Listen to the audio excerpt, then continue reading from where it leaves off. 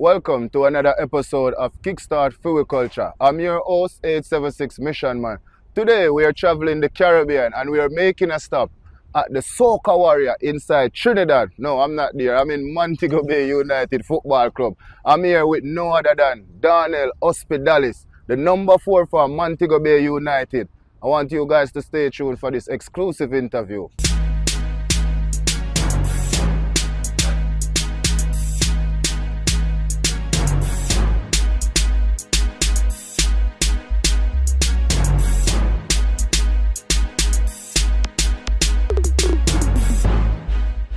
So welcome, Darnell. It's a pleasure having you on Kiqstheart. Yeah, man. You see me? So, at what age did you start your career as a footballer? I started at age 13, you know. Before I wasn't really into football that much. I was more of a cricketer. Oh, you was yeah, I was a cricketer at a young age. So what really inspired you to be a footballer? My cousins, you know. All my cousins were footballers. Their dad was a national footballer. Played with some greats like Russell Latapy and Dwight York. So they always push it around me to play football, and then I just pick it up, you know. Okay, so at age 13, where were you, in high school or primary school? I was in primary school. No, not primary school, high school. High school, high school. So did you play for your high school back then? Yeah, I played for them, man. At 4 months, I was playing with the bigger guys, you know, so it just come to me naturally, everything, you know. Okay. So what was your favorite position at the field? I was a left winger back when I was younger, and I used to play midfield as well. So where you think you're more comfortable in the field? No, I'm more comfortable at the defense, left back, centre back, you know. So growing up in Trinidad, as I say, in high school, you start playing football. So what was it like back then, playing in high school? For me, it was just enjoying it, you know. Just glad to be around the older guys, being one of the youngest guys around the team. It was just to enjoy it and have fun playing football. So when you start taking it serious, at what age? At 13, you know, 13. I saw something in me, and coaches saw something in me, and they always used to tell me, keep going, you know, you're a good player. So I just keep going, and I said, I can make a career out of this. Okay. So did you represent Trinidad at any youth level? Yeah, I represented Trinidad at U17 and also at the U21 level. Okay, so backtrack at the U17. What happened there? Did you guys play in the Caribbean or the CONCACAF, or what happened? Played, was a qualifier for the World Cup? Or? CONCACAF qualifiers for the World Cup under 17. So yeah. We had the likes to play against Christian Pulisic in those games as well. So how far did you guys team make it that time? We didn't come out of the group. So what about the under 20 time now? Under 21, we went to Colombia. Went to Colombia. So was it a qualifier? An Olympic committee competition. So they do this like every 2 years in a South American country where they invite nations to come track athletes, and it's like an Olympic village, like a small Olympics for youths and older players and older runners and stuff like that. Okay, so back in Trinidad now, when you represent the under 17 and the under 20, which team did you represent before you reach here in Jamaica, Montego Bay United? I played for Point Fortin Civic at a young age. Then I moved to Club Sando. Yeah. And then after that COVID hit, and then I went to Europe for a little while, and then I came back Trinidad and played for Defence Force. And then I came to Montego Bay. Okay. So what really inspired you to come to Montego Bay? Because not much Trinidadian player come to Jamaica to even play in the Premier League or even in Montego Bay, because them always refer to we as country, you know. So what drive you to come to the country? Well, to be honest, I wanted this opportunity to come to Jamaica a while. When I looked at the league on TV, I saw it was a league growing. Even looking at Jamaica national team, you can see the spiral. They are going up, each and every match, you know. And then the offer came to me to come to Montego Bay, and I was like, of course, you know, why refuse? You know, it's something that I wanted, and it came to me, so I said, yeah. So when you remember the first time you put on that Montego Bay United jersey? Yeah, I remember that.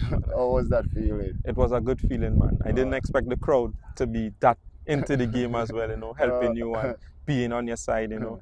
So yeah, that was the first match. When was that? Against Limehall. We won 3-0. Oh, Limehall, that was the first match. Yeah, and when did you enter the Montego Bay United project? In the January transfer window? Yeah, January transfer window. Okay, so you play your first match against Limehall? Yeah, against Limehall. Okay. So playing that first match, how did you really adjust to the changes in Jamaica, knowing how the league feel to you in Jamaica? It is more competitive, or how you classify it? It's way more competitive than in Trinidad, you know. The players, they're actually more into the game. They actually want to be professionals, and anywhere that you go and players want to be professionals, they would always have a high standard, you know. So True. So the league in Jamaica is at a high standard, and I would say it was the Lime Hall game was a good game to introduce me. Okay. So what about your first time playing under the lights over at Kiqsheart Stadium?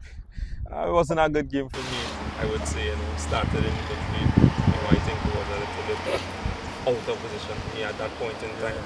You know, so you think the crowd play any factor under the lights, playing under the lights? No, not playing under the lights. You know, Waterhouse game was much faster and much quicker, much physical than the Lime Hall game. You know, so it was just a wake-up call to me that the league is much more intense than what I thought it was.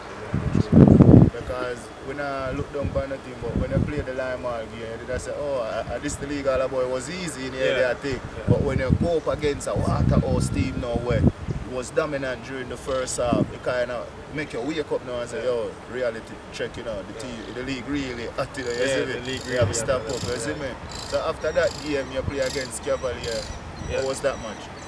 That match, we had all the ball possession that game, you know, it was a good game, you know, it was a good game for us, I think we didn't get the 3 points, you know, but it was nice, but you see that Cavaliers had a plan when they recognized they couldn't hold us, you know, and they went to their defensive shape, and that's how they stayed throughout the match. So moving on to the VAR match now, what do you think about that VAR match, you know, we were all over VAR. You know, confident. We were confident and we were just playing all over VAR, and we won that game, so that was a good game as well. Boots. So we was here last Sunday against Arnett Garden. What do you think about that match on Sunday? I think it was a tough game. Not tough game like in terms of playing wise, but us as a team trying to connect together and play passes and things. You know, the game, it wasn't a game called for that. It's more of a game where both teams were just going at each other, long balls, you know, trying to find something off of the second balls, you know. Was that kind of game, you know. Okay. So what are your long-term future in a football? Are you planning on to represent Trinidad at any time in the national team? Yeah, hopefully, you know, just with my performances, I think that I can get a call up, you know, and show the coach, you know, that I'm ready to play at international level, you know. Okay. So how has it been playing in Montego Bay United so far? Enjoy it? Yeah, man, it's great, you know. The fans especially are really amazing. Yeah, I was just say he's a big fan of the fans them, because you like when the fans are behind the game, they kind of lift your confidence as a baller. Because I was watching one match over there, I remember if I supposed against Lime Hall when they did that play, and you come down the flank, but like how you're confident with the ball at your feet, you know what I mean? The big man thing as a baller, you're confident, you don't have to look at ground for dribble the ball, okay? I know so the ball there ground and you still move it, you know what I mean? The big man thing, but one of the final questions I want to ask you now, what you like about football culture different than Trinidad? For me, I don't see a vast difference between cultures, you know. I just think music is our biggest difference. In my opinion, someone might say they think this is different, this is different, but it's more or less the same, you know. It's more or less the same in my eyes. So what about the football culture here in Jamaica and there in Trinidad? It's totally different. That's our big difference, footballing culture, you know. Okay. So you think most Trinidadian like most adapt to cricket more than football? What are the number one sports in Trinidad? Remember I asked the question there. You could say cricket and also athletics, you could say. Okay, so where does football? Football is more here and there. When you're winning, when the national team is winning, the country is behind them. But as soon as they lose, you know, it's sometimes they don't see the fans on them, you know. So, Okay. Well, so Darnell, it was nice having this conversation with you, you know, brother. I hope to talk to you again as the real Soca warrior, see me? Just hope you can get on the score sheet and now and make the fans really know who is Darnell, see me? Yeah, man. But this interview go help them more, see me? Which is Kiqstheart Football Culture. So thanks again, my brother. Yeah, man. Thanks for having me.